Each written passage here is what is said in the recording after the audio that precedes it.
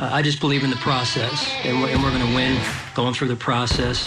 Now, Bills Mafia, it's time for the main event. So sit back and enjoy the show. Hello and welcome to the next episode of the Red, White and Buffalo Blues, a UK Bills podcast, Bills news with a UK twist.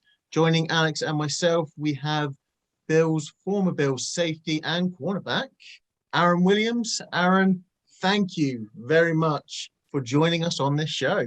Absolutely, man. No, thank you for having me. This is awesome. Yeah, we love hearing from former players and obviously getting that insight into your life as a Bill, and obviously talk a little bit about the current Bills. So it's amazing to have you on there. Off the bat, for anyone in the Bills Mafia who haven't been following you on Twitter and any social media, what have you been up to since you retired back in 2018? Man, honestly, I'm gonna keep it 100 with you guys. It's been trial and error with me. I'm in a little different situation. Every player is different, but for me, I left the game like suddenly, like out of nowhere. So for me, the game was like, I didn't want to be a part of it, didn't want to be around it. So I went into LA and tried to be an actor in the modeling thing and adventure out there. It was cool, but really wasn't for me. Came back, tried. So now I mentor kids, train high school, college athletes, sometimes pros, and travel to different facilities and help them increase their game better, and then just travel, man, honestly, and just live. That's about it. That's nice. And I like that because I coach myself youth football or youth soccer over here. I was just about to ask you. Yeah. And I find it really, really rewarding to say I played, but I'm currently in the retired stage myself at the moment. But I different levels too, wasn't it? Yeah, NFL and grassroots. Hey, retired life is retired life, man. Yeah. As long as you're enjoying the life, man, that's all really matters. Yeah, and I think it's amazing that obviously you can do it, give your experience, college and actually an NFL to the next generation, inspire them, which I do as well. So it's really, really good to see that. Let's say coaching's not for everyone. No. You seem to enjoy it. Try dabble other things, and travel it's amazing. We should get you over to London one time. I mean, I would love it. I mean, I just honestly, I want kids to really, reach their goals. So, I kind of know the steps to kind of get there. I'm not going to say it's guaranteed, but I kind of know how to get a better chance of getting there, and to just help these kids out as much as I can. I mean, that's my life goal for me. So I'm glad that you're doing it as well. It's good to hear that that you guys are doing it on a different country and a different level. So, but it's awesome that you're doing it. Yeah. So let's take it back. It's 2011 NFL draft. What was your draft day experience like, and what was it like to actually hear your name being called by the commissioner? Man, all right. So I got a crazy story. So nice. I was told that I would be first round, 80% first round, 20% second round. So I was for sure thinking, all right, I'm going in first round. So I had I didn't go to New York. I stayed in Texas, had a big family friends draft watch party. And I'm talking about my closest friends. I'm talking about people traveled from the West Coast, East Coast, everywhere, and they all came. And so we're watching the draft, and I knew I was going to be at least around 19 above. So around the picks from 19 up, I was like, all right, I have to get ready. So I knew 4 teams were interested: Green Bay, New England, Dallas, Baltimore, and Pittsburgh. So Dallas passed up on me. and it was time for Baltimore. So I had my hats lined up, and I was getting ready to pick the hat because I was like, Baltimore, I could see myself there. And I was like, I don't know anybody else in this draft class that's like suitable for that type of defense. So got my hat, but didn't like put it on. The time is running down. It went to 0 and they extended the time. And I was like, oh crap. I knew right then and there, they were deciding on who they wanted. And I knew it was going to be a defensive player. They ended up picking up Jimmy Smith. So I was so upset. I was mad, but I still had Green Bay and Pittsburgh on a few picks ahead. So Pittsburgh came. I was getting ready for Pittsburgh. Didn't happen. They went with Cameron Hayward. And then Green Bay came. I can't remember who they picked. They passed up on me. And I knew, all right, New England's my only chance to go first round. I have all these people, my closest friends, family, like, this has to happen. I told these people I'm going first round, I don't want to disappoint my people. So New England came and they picked another cornerback who went to Virginia. I can't remember his name right now off the top of my head, but right there, I thought my life shattered, man. Like my whole mood, my whole soul in the dumps. And so fast forward, next day, didn't care about the draft. I had another watch party at a friend's house with friends and family, but a lot of my close friends, we went to play golf. So we went golfing the first thing in the morning. So they were asking me like, oh, who's going to call you? I said, man, I don't even care. I don't want to talk about it. I didn't go first round. Like, let it be.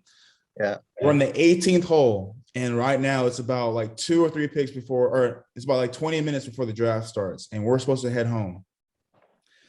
We finished the hole. We're on our way to the house.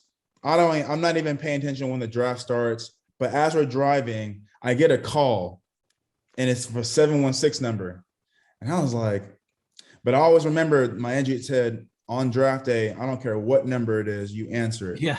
So I was like, I answered it. I'm like maybe 15 minutes still from the house. The draft's already started, obviously. And I had a call and it's Buddy Nix at the time, our GM at the time. And we had a conversation and he was like, are you excited to come be a part of this organization? I'm like, yeah. But I'm like, in my mind, I've never seen a 716 area code in my life. So I'm like, who am I talking to? Oh, no. So then we had a conversation. He gets my information. And then he finally says, well, welcome to being a Bill. And I was like. At the end of the conversation, yikes. I was like, what? And I said, I appreciate it, sir. And then we hung up. Everybody's like, whoa, you got drafted. Who did you get to? And I was like, man, the Buffalo Bills. And we've heard that before. They're like, what? and the reason why, and I'm not going to say the reason why is because through the whole draft process, Buffalo, they never interviewed me. I never met the staff, never met the owner, never met Ralph at the time, never met any of their staff, didn't work out with them. So it was really weird to like see like how I became a Bill. But the initial shot was like Buffalo Bill, like what? And then I called my agent and he was like, yeah, they apparently Dallas was wanting to pick me up, but Buffalo was like, no, we want this kid. So I got the call and then initially I was like, Buffalo Bills. But then I realized like I made my life goal.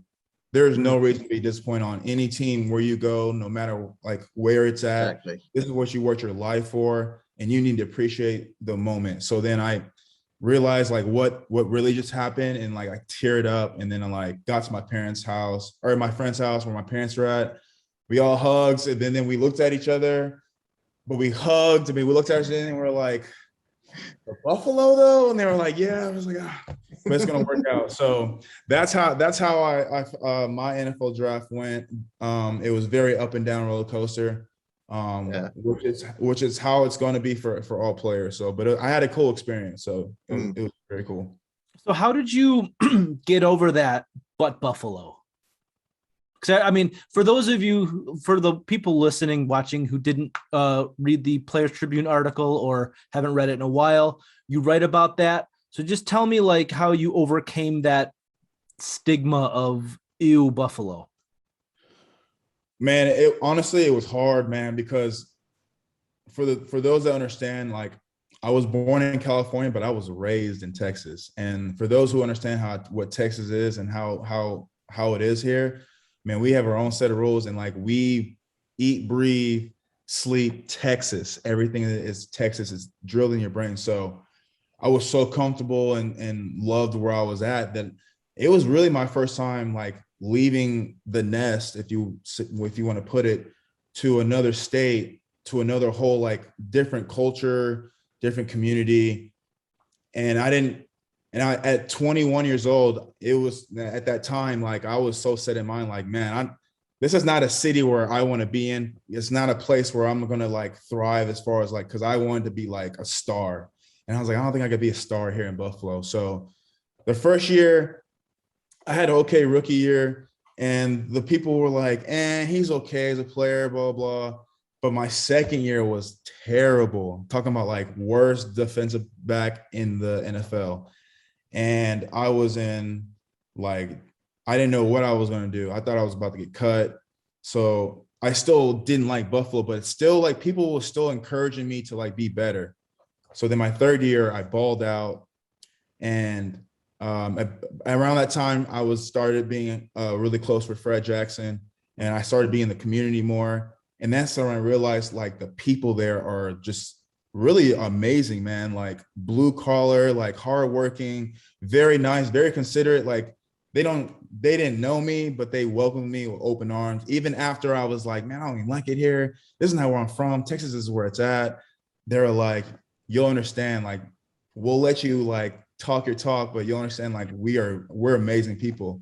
And then I just threw my ego and pride aside and just gave the city like a chance, an opportunity, and dove in, met the people in the community, met a lot of people from the fire department, police department, the mayor, and the people from Hamburg, Orchard Park, Tonawanda, Niagara Falls. And like it was like a fan, like I felt like I was back home in Texas. So right then and there, I was like, okay, now I can focus and just play. I know I'm comfortable where I'm at. And that's where I kind of like skyrocketed in my performance. I started playing a lot better because I wasn't worried about what people were saying. I wasn't worried about like, oh, I'm not at home in Texas, I don't want to be here. I was really focused and locked in. It's like, I need to do this for the city of Buffalo. So that's what got me over the hump. It's just like putting my ego and pride aside and just giving the city a chance. Because that's all I really heard was like, Buffalo is boring. There's nothing to do there. You got the Willis McGahee pre-game. I heard, there were a lot of comments I heard before I even got there. So yeah, I that kind of like got in my head a little bit. Makes sense. Then I was like, it's like, I put it as like watching a movie. Like everybody can say like something about a movie, but you yourself may have a different opinion if you go check it out for yourself. Yeah. So that's how I put it. And I gave it a chance, and then like, man, that Buffalo's home for me, man. That's such a great story. I think Alex might want to know, what's your favorite wing bar?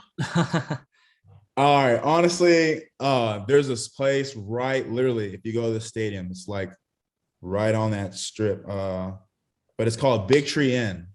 Yes, heard about it. Yeah. There's really no wrong answer. Like if you said Anchor Bar, it's not a bad answer. But I just feel like here's my thing, and this is only because I've experienced Buffalo. I feel like if you say Anchor Bar or Duff's, and don't get me wrong, love those spots, I just feel like that's a touristy spot that's a generic spot for you to say, you know what I mean? But if you live in Buffalo, like there are so many different Buffalo, there's so many wing spots that you can name, that I just feel like Duff's and Anchor Bar are just like commercial, I guess, franchise. I'll still do Duff's. Like I moved back home actually in January, and nice. Duff's will be one of the top spots for me to go to when I get back. But that's all right. All right. So I wanted to transition onto the field, and get your opinion about what's going on now, based off the Texans game, the Titans game. playing defense as yourself, play action pass. Tennessee runs it 31% of the time, and they get 11.3 yards per play on play action. You got to focus on Derrick Henry, but they also got A.J. Brown and Julio Jones. In the, leading up to the game, how play action seems impossible to me. How do you prepare for something like that? Like a team like that, because like it's just it killed us this week. As a safety looking, if I was in the game in that type of situation, knowing that we have a impact player like Derrick Henry,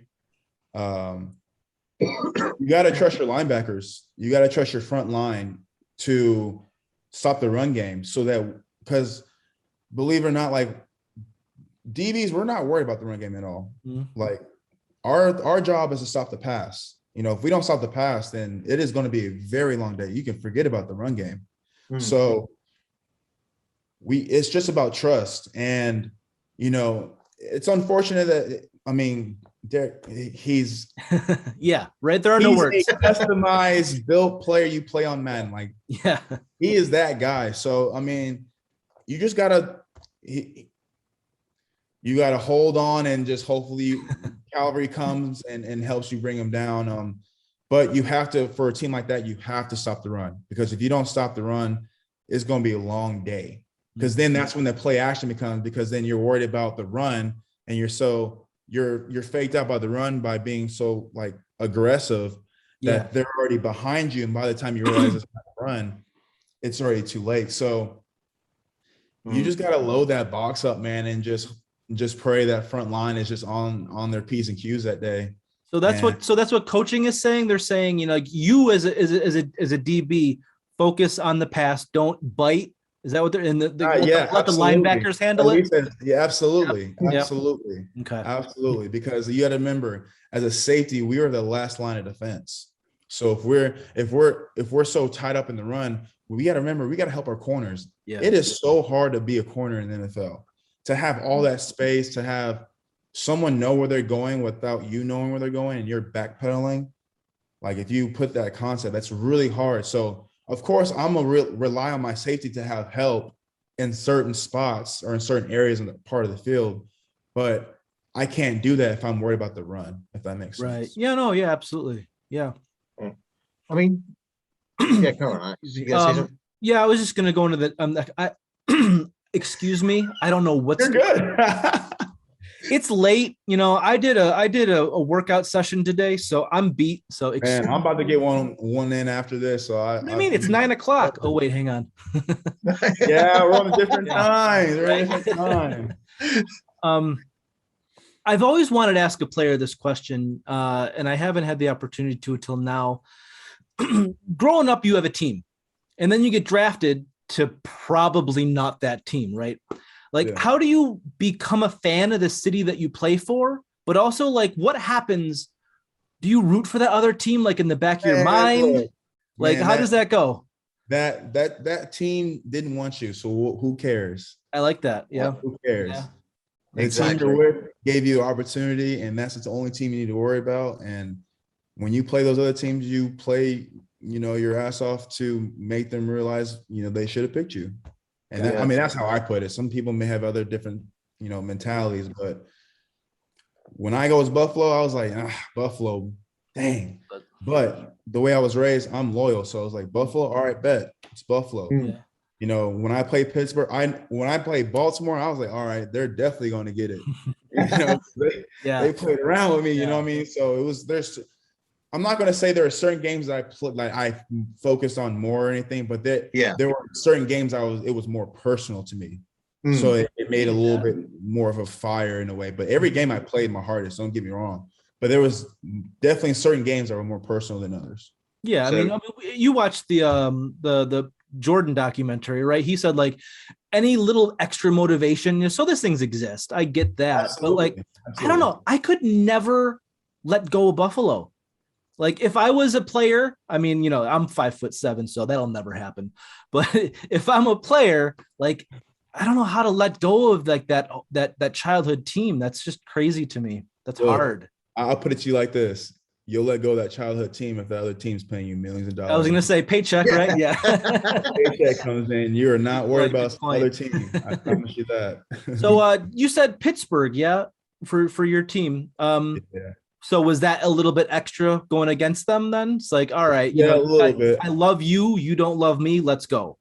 It was a little bit. And Yeah.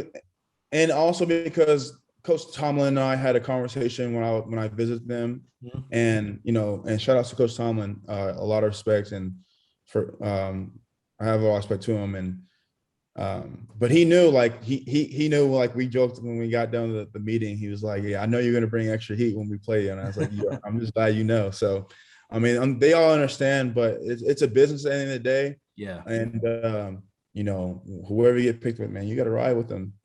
Got it. So does it ever feel, obviously you've mentioned it was the Cowboys, the Packers, Pittsburgh Ravens, and the Patriot rubbish. Do you ever did you ever play like almost like the chip on your shoulder type thing against them? Or was it just a case, as you say, just Buffalo's the team, Buffalo's who's paying you the big bucks, nothing else really matters? So it was really a chip on shoulder that these guys passed you up in the first round, that you want to go out there and say prove a point? Absolutely. I mean, it definitely is I mean, for those that who are competitive and are passionate about this game and who are very competitive, yeah, I mean, I don't understand how it would not have a chip on your shoulder, but for me, it definitely was, like, especially for New England. And here's the thing, and no one knows it. This is the first time I say this. Nice. Exclusive. The reason why I was so fired up against New England, one, because once I got drafted for Buffalo, I did my research and I realized what the rivalry was. And at the same time, I was playing against the greatest quarterback football has ever seen. Yeah. So on top of that, I mean, as much as we want to like not say it, I mean, facts are facts. Yeah. No, he is. Yeah.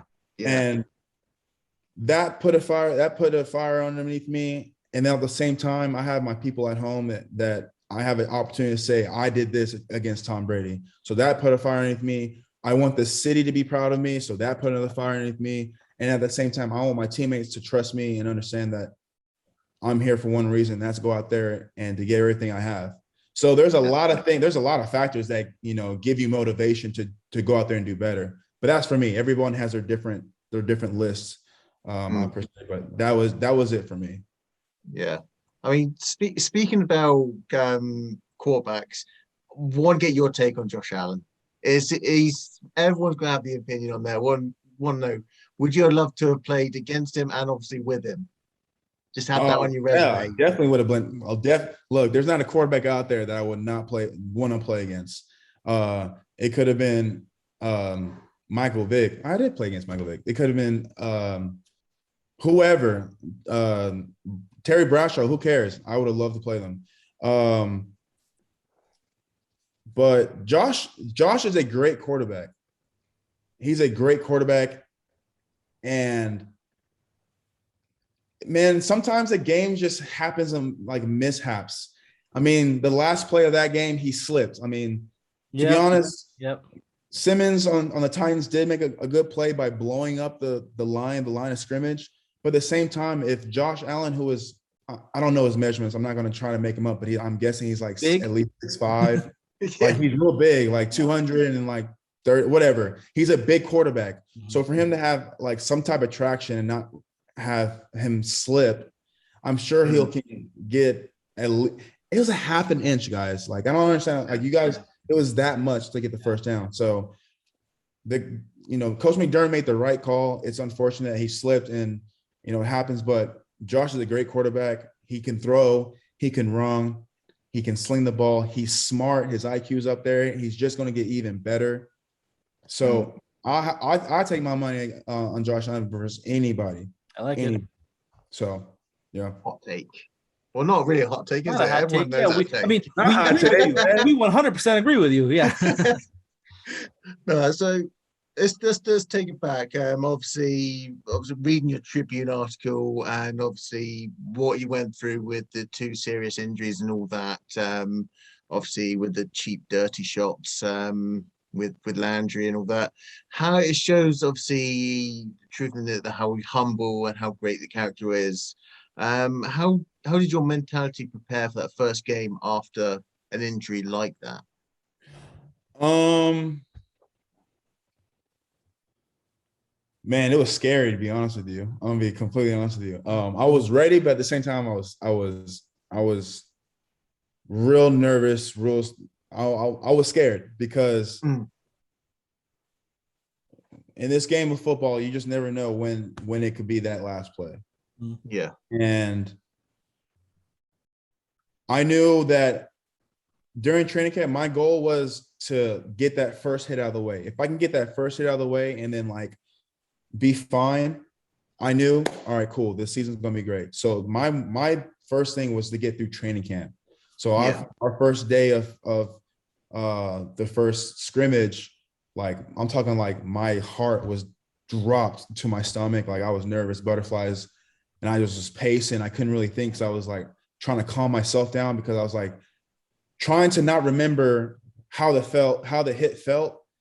I'm trying to push those emotions aside and focus on like what's at task. You know what I mean? Like focus on what the goal is at hand, and that's to do my job. That's to put people in position that is to go out there and make plays. So I remember that first run play we had in training camp. I made that hit, got up. I got that first little, you know what I mean? That little first little zing. But I got up and I felt like normal. I felt fine. So I was like, oh, all right, bet, cool. I can do this. So fast forward to like Miami game, or fast forward to the first game, I was ready. There was no like nervous, like anything. I was just ready to go, and I guess that was against Indy. So we won that game, and yeah, it was great. So I mean, fast forward to Miami, and then that hit. It was, I mean, Yeah. it is. We don't need to talk about that. Perhaps, I mean, it's really good insight, because I think too often, from our perspective, you're just on the TV. You're not real people. So like to get insight like that, like you see way too often on social, like people are just too vocal, like no consequences, saying too much shit. Like if insight like that, humanizes the players in a sense that I think there's a lot more relatable. So I really like, to get that kind of insight. So thank you for that. Yeah, absolutely, man. I'm here to what do y'all want to know, man? Well, we know your YouTube video. You have YouTube videos about tailgating, obviously offer a glimpse on what it's like there. Me personally, obviously being in the UK, I've still yet to go to a tailgate. I've got Pinto Ron and the Hammerlock ready to hook me up. So looking forward to coming out on there. Is there any like crazy stories of things that stand out when you actually tailgate, and especially with the Bills Mafia? Oh yeah. Yeah, there's tons. I mean, first of all, there's a tradition now. I know people in Buffalo are going to be very upset that I don't know like the actual name, so I apologize. But there is a tailgate section. I don't want to look at my phone around because we're, recording. But there's a section in where you tailgate by the stadium where there's a guy literally that just there's people on the bus and you're handed mustard and ketchup.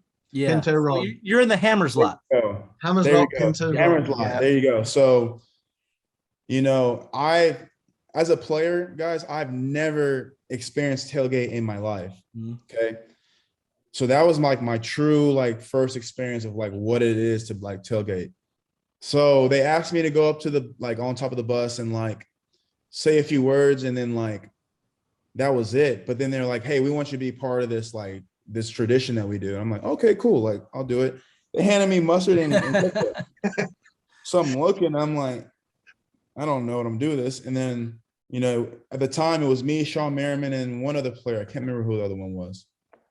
But we were on top of the bus, and there was a guy, an older gentleman, and he was just like had his goggles on, ready there, just looking. And Burger in the there air. were other people, yeah, there are other people with us on the bus, and there's a big crowd. Like, it's not just like 20 people. I'm talking like there's at least 100 plus people in like one spot. And maybe there could be more, but they count down 5, 4, 3, 2, 1, and then we literally just drench him in mustard and ketchup. And I do it. I'm like, but in my mind, I'm like, what's the point? I don't understand what I'm doing right now. But I did it. That's one of them. And then another one. I was going to say, Aaron, you know the effects alcohol has on people, right? That's why we do the things that we do. Bro, y'all come up with some interesting games. There's another one where you like this is disgusting now I'm thinking about it because we're in COVID, but you take a shot out of a bowling ball and you drop it and you take another I don't know. But people like, it's just like handing it around. Yeah. And I was like, hey, I'm gonna need y'all to clean that part right there. But yeah, you walk around, man, and there's just there's interesting like drinking games that you can go. But not only that, like beyond the drinking games, it's very social. Like, people welcome you, and like there's food, tons of food everywhere. And the camaraderie like the people have, just the people, like the locals, and then on game day, it's a feeling that you can't really describe. You just have to be there. Like, I can say like, oh, it's a great feeling, like it's special, you feel like your family, but like you really want to understand until you actually get there. But it's an amazing feeling. I feel like everyone like in the world should experience like a Buffalo tailgate if you ever experience it. I was not looking forward to this question because, man, I miss it. Oh, I want it. Oh, I miss it so much. Yeah, the tailgate it's a different world, and it's crazy because this is how I know tailgating. I'm not gonna say tailgating started with Buffalo, but this is how big the tailgating is in Buffalo. Other teams are trying to compete with us on tailgating now. Like, you see on like ESPN, other teams got nothing. Like other. Everyone stop. Okay, you're not going to outdo us. It's impossible. Okay, like, we're just bred differently on that different level. Like, it's just different. All right, so let's pivot away from football a bit. I've seen you on Twitch. Yeah. So Call of Duty multiplayer, right? Call of Duty multiplayer, Rebirth, Warzone. Yeah, that stuff gets intense. All right, it's no joke. It's no joke at all. What's more intense, game day or Call of Duty online? Oh man, think about that one. I gotta really, because I don't think people understand. Like I rage when I lose. I rage. Yes, there are anger and feelings I've never felt before playing video games. Yeah, man. Like, obviously, like, the game of football is intense, but like losing to a 12-year-old, it makes you inside just boil, man. So and they get to talk after. Just that's not right. That's not right. And for those that are really young and are living in this time where we have to watch what we say nowadays. When we grew up, like when I grew up, there were no filters. Okay. There were grown men. I was around like 16, 15 playing like online games, and there were grown men like saying the most outrageous things I've ever heard in my life. It was funny though. Like, it was like, right. It was like one of those, like, I was like, oh, that's a good insult. I'm gonna have to use that next time. But yeah, like losing, and then you hear a little kid like, yeah, I just got you. Like, come on, that really grinds my gears, bro. I hate losing. Yeah, I can't go for more than like 2 hours at a time now. Like I'm almost 35. Like, I can't do that no more. Gotta take a break, man. Gotta take a break. Yeah. For sure. Do y'all play? Like, if you don't mind me asking. I do Halo. Used to. Hey, I sucked at Halo. Oh, trash. I mean, it was one of those things. Like I imagine for Call of Duty, you're not just good. You gotta like, you gotta, really yeah. do gotta It play took the me game. like 2 years to get good at Halo. Literally got Yeah. consistent. I mean, It's that, something that goes else. for anything, but Yeah. like literally the game, you just can't pick it up and just Mhm. be Yeah. great. But yeah, But it's years of Halo. So that's yeah. awesome. Halo's hard, man. It's very like quick, fast. Like, I don't know. It's hard. I can't do Call of Duty. I'm so bad at it. It's just I feel like the one shot. I Halo's can't do the one shot. harder. I feel like Halo's a lot harder. I don't know why. I'm not a gamer. Who knows? Who knows? I gave up my gaming a while ago. I should Yeah? really get back into Smart it. man. You're smart man. You're already better smart, than the man, both of because- us. Man, I'm sure your blood levels are normal and very consistent, unlike ours. Sort of. He's got kids though, so like I don't know about you, but like I don't have Oh, kids, so yeah, I don't have kids. I Yeah. don't know nothing about that. that's Sorry. different. So that's that. So I'm gonna end up on a little fun note. I'm gonna do a quick. I asked this to all the ex-players that come on, and obviously inspired by Christian Wade, we're going to do see how your knowledge of British rhyming and Cockney Good luck, rhyming mate. slang Good get luck. on. Oh. I'll make him easy. I'll Okay. make him No, easy. no. Let's go. Yes, Okay, here we go. I need the good All one. right. Let's get it. Barnet Fair. Barnet Fair. Yeah. I don't know why I just try to say that with an accent. Bonnet fair. Barnet Fair.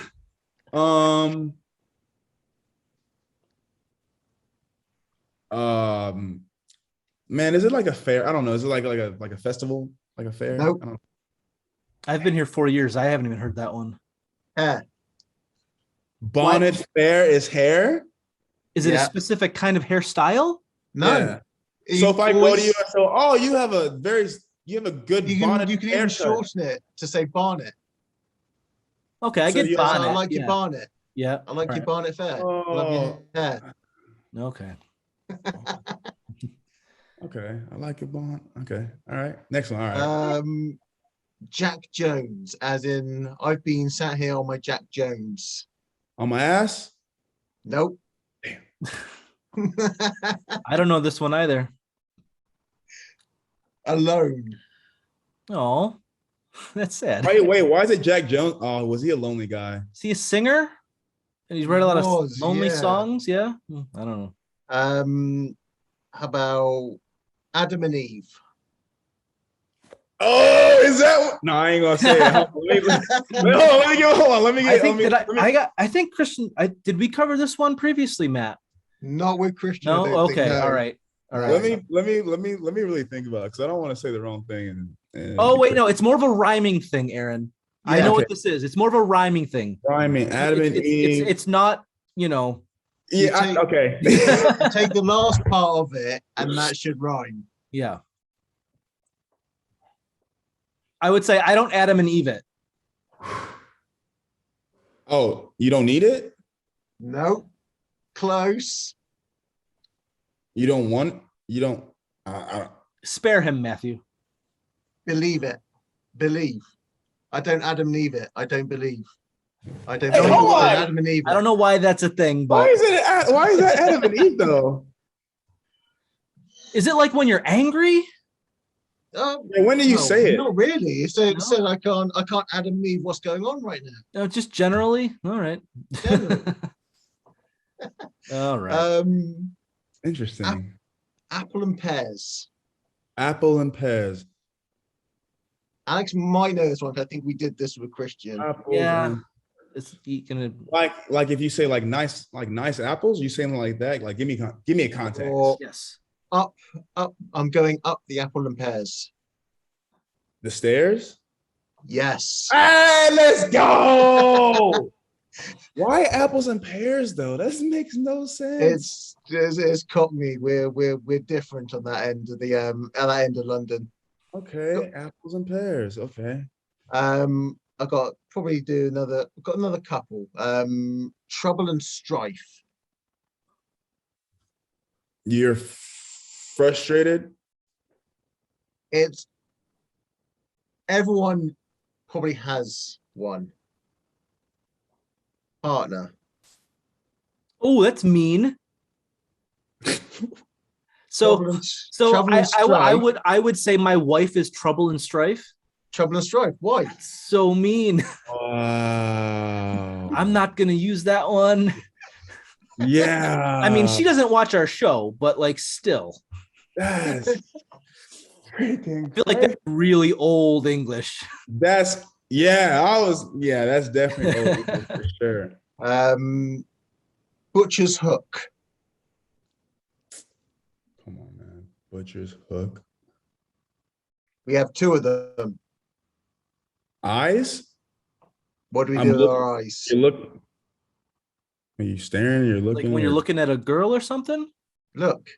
Just look. Just Just look. Butcher's hook. Look. Okay, give me a sentence in that one. I need to.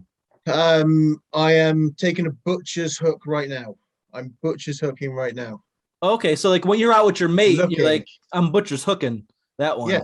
Or just say Okay. butchers. I'm But- just okay. Yeah. So if I go over there, I'm like, hey, I'm butchers Yeah. over that one. That- There it is. okay. All right. Yeah, you're getting it. and then dog and bone. I heard this one. I heard dog and bone, but I definitely heard this one, but I don't really know it. Well, now you got to know it. Well, don't tell. Don't, Phone? The phone call? Yeah, phone. well, that ain't Dog and right. bone phone. I'm about to dog this phone. Like what? I'm about to dog No, this just bone? Like how you Pick up the dog and bone. Pick up the phone. Pick up the dog. And, So so if I'm with you and your phone rings, I'm like, hey man, pick up the dog the phone. Dog and Like bone, what? yeah. yeah. Pick up the dog and bone. You know what's funny? You say that fast. It sounds like you're saying pick up the phone. Dog and bone. Pick up the phone. You know what I mean? There you go. The last one, which I like to do with Alex quite a lot, is combined. I'm going for a Rosie Lee and a Ruby Murray.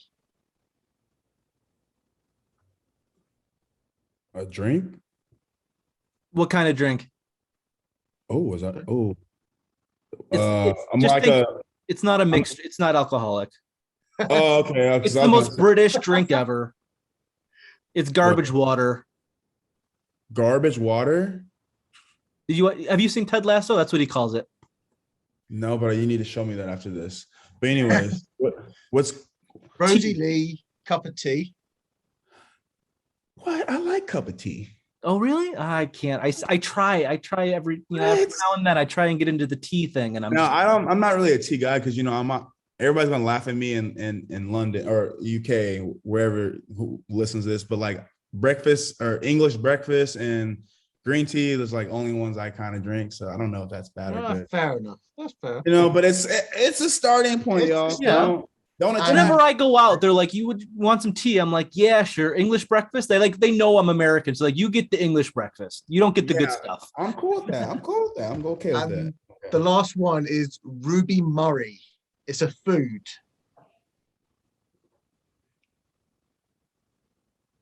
Spicy. It's a spicy food. Is that what you're calling It's it? a spicy food. All right, I'm not gonna guess because I might get it, so we'll just let Aaron take it. No, you gotta guess it. Let's just say Indian food. Yeah, Yeah. it's Indian food. I'm so glad you're. Hey, you're good, bro. You're way better than I am. Curry. Ruby Murray curry. Curry. Yeah, there it is. Yeah. You know what? I've only had that one time, and boy, yeah. I like to compare. Like, I don't know how it is in Texas, but like when you think takeout, you think Chinese food. Like here, it's Indian. Like that's like it's on the same level. Really? Mhm. There is no good Chinese restaurant in my town at all. It's only there's 5 good Indian joints. There's 2 Chinese joints, and they're just not very good. Hey, I go hard with the Chinese food. Yep. The Asian food, I go hard with it. Like I can't live without it. But Gotta say, man, I was never into Indian either. I love it.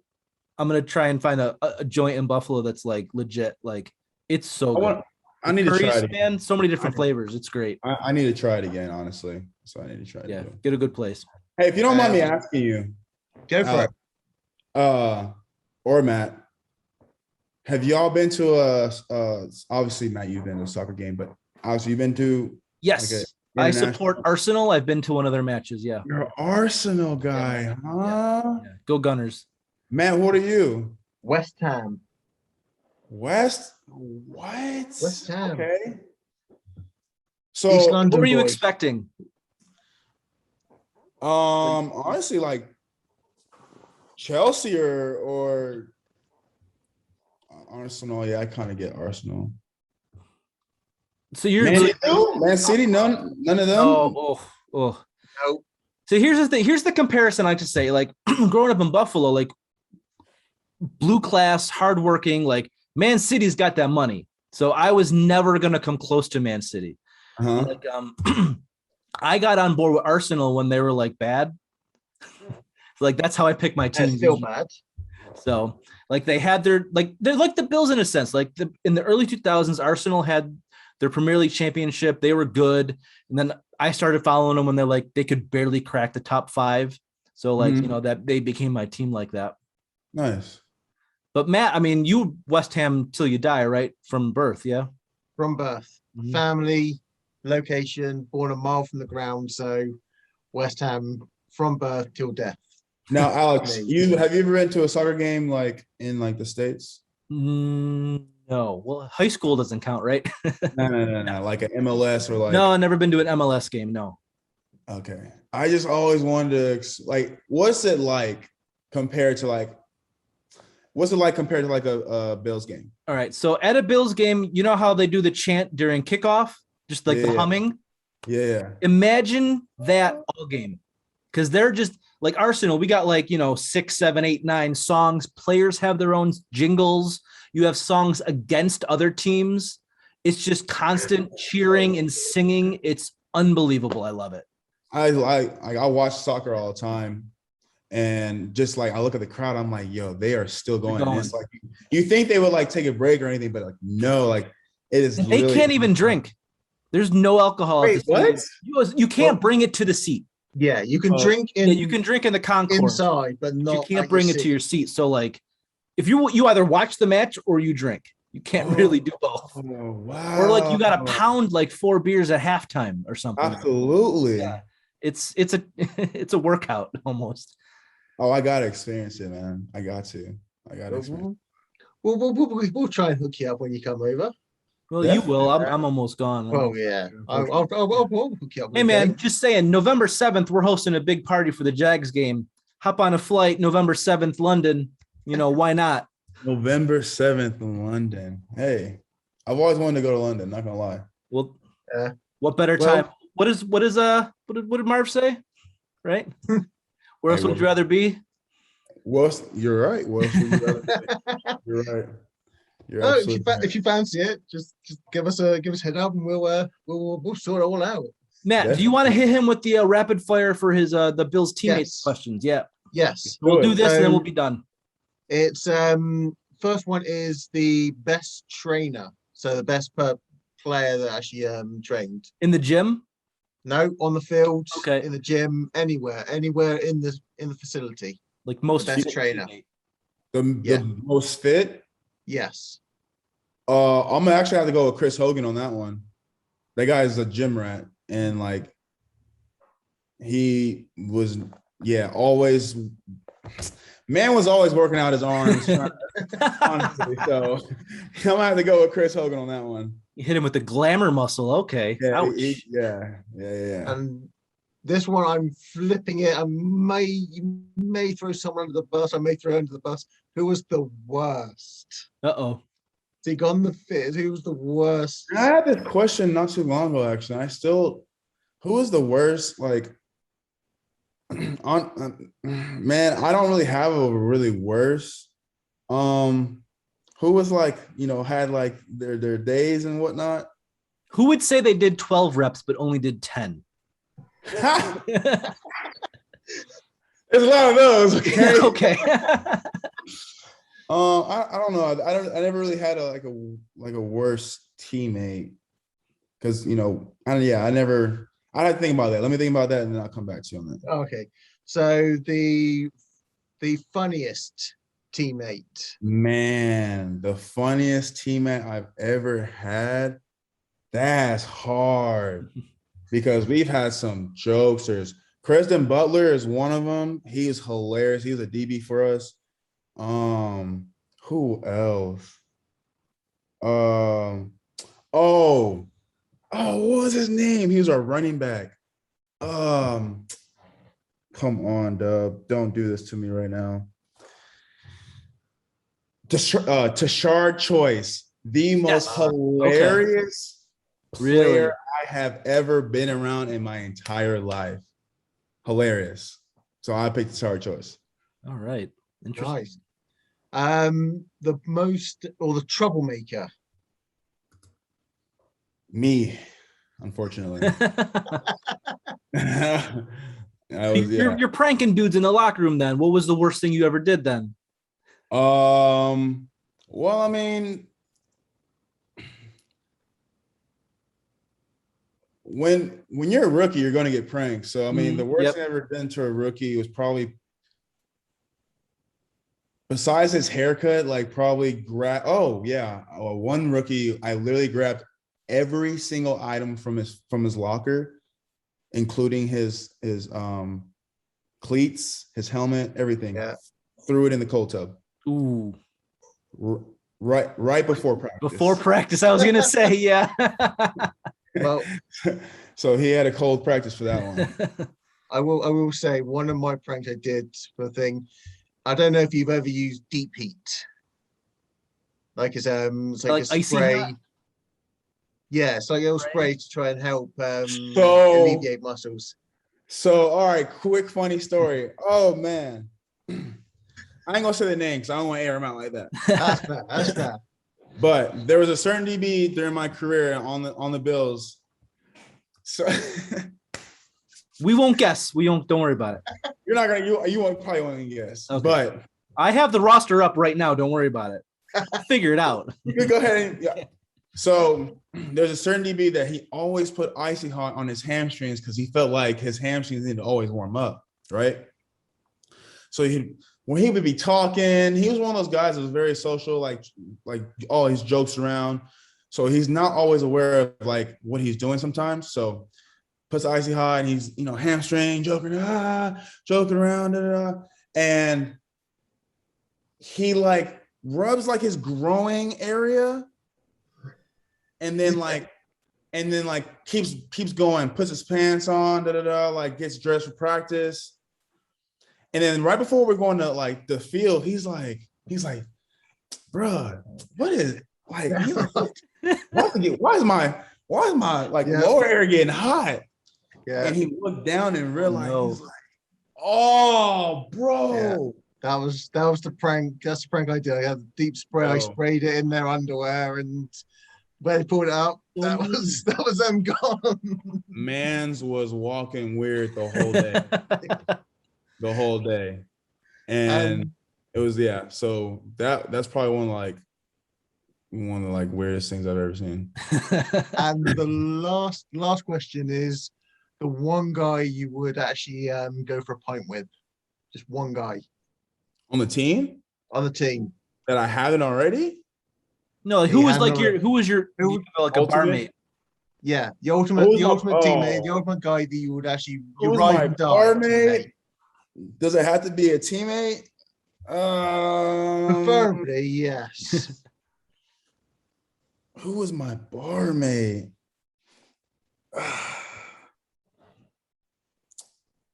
Man, there were a few because I've had every year was different. But man, who was always with me? Had it been. Man, this is taking too long because there's so many. So I don't want to say the wrong name and then hit me up like, oh, bro, that's how you feel? That's how you feel? But off the top of my head, man, I would have to say, honestly, man, Nick Barnett was one of my barmates, honestly. Nick Barnett was a linebacker for us. Linebacker, right? Yeah. Yeah. Came from Green Bay. Mm-hmm. Really amazing dude. I still talk to him to this day. We actually just got done playing Call of Duty together. But yeah, so yeah, Nick Barnett definitely one of my that's awesome. I brought to the bar. Awesome. So I mean, Aaron, thank you for coming on, spending time chatting with us. For all the Build Mafia, if they are not already following you and anyone that wants to follow you, where can they find you on your socials? So you can find me on Instagram and Twitter. It is AJ Williams 23. That's a AJ Williams, and then the number is 23. I'm about to open up a YouTube channel. I don't have that information yet, so keep an eye out on my Twitter and IG. And yeah, that's pretty much how you can find me. Awesome. Awesome. So, Aaron, thank you very much for joining me and Alex, and we wish you all the best with your twitching and your gaming. I appreciate it, man. Thank you guys for having me. It was an amazing time. I had a great time in talking to you guys and everything. Awesome. Thanks, man. Cheers. Bye. Thank you.